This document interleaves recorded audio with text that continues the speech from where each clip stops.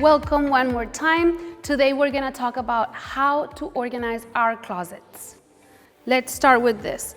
My name is Sherry. I'm a professional organizer. I've been doing this for many years, and I'm going to help you create a system in your closet that you can easily maintain and it works for you.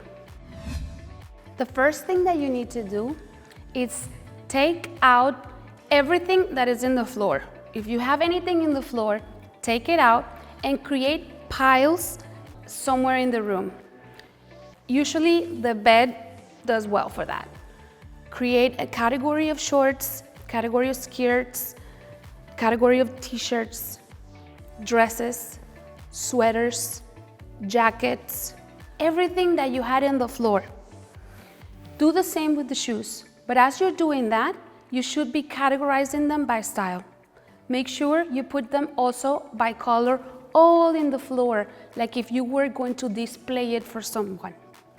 Once you've done that and created all the categories of everything, in the process, you're taking also everything out, taking in consideration what is broken, what is stained, maybe a size that doesn't fit you anymore, and very important, things that doesn't make you look flattering. After that, make sure that you unify hangers. Depending on the type of hangers that you like, there's several of them. We have wooden, we have those thick plastic ones, we've all seen them. We have thin plastic without velvet. We have the thin ones with velvet, which, by the way, the difference is that the cloth, the fabric will slide in and out of the hanger easily or not.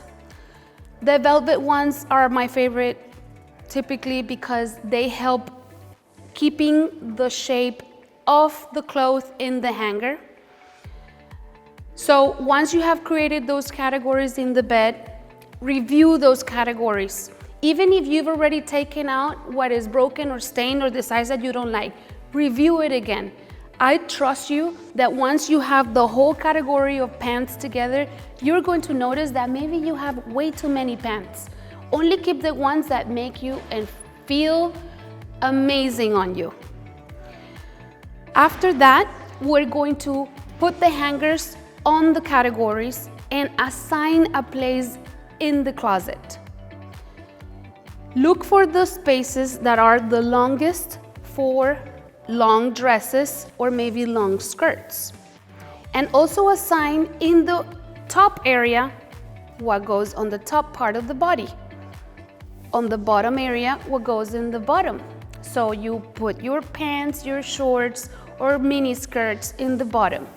If you have space in the bottom of the pants, you can buy those amazing boxes that I always recommend that are clear and they have a little lid that you open to put your shoes in. They're also stackable, which are super useful because they're not clumsy or falling apart. And what I love about these boxes is that they're see-through, so you can see the shoes that you have instead of having them in the boxes that they come in.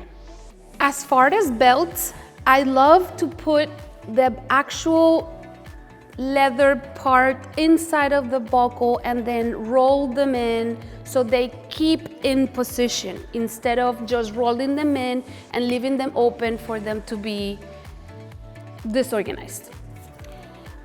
Do the same with your drawers. Take everything out, put it in categories. After you've done the categories, do the editing part or decluttering or selection of what you don't want. And once the category has the size of what you're going to keep, then assign a place in one of the drawers. Ideally, you would put something to separate the lines in the drawer, and don't pile up things one on top of the other, because then when you need something from the bottom, it's hard to see it. And when you take out from the bottom, you will make a mess of what you already folded. Ideally, you fold it in a way and locate it in the drawer in a vertical way so you can see them all. And if you want to do the color coding, I highly recommend it. It makes it a lot easier when you are selecting what you want to wear.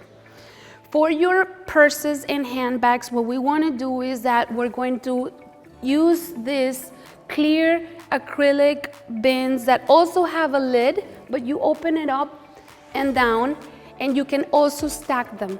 I like to use these boxes especially for purses and handbags that are of high value ticket, to protect them from the dust or, from hurting or scratching each other. Also, remember, the buttons and those uncomfortable straps on the side of the dress are there to help you keep the shape of your clothes. So use them when you're hanging them. If you don't want to do every button because it's annoying to unbutton a shirt before you put it on, do at least every other button and make sure you always do the one in the top. And with that said, I think you're going to have a pretty awesome closet, and you're going to make others happy with what you're going to give them from your closet. If you like this video, help me with a like, subscribe to my channel, share this video with your loved ones, and follow me for more.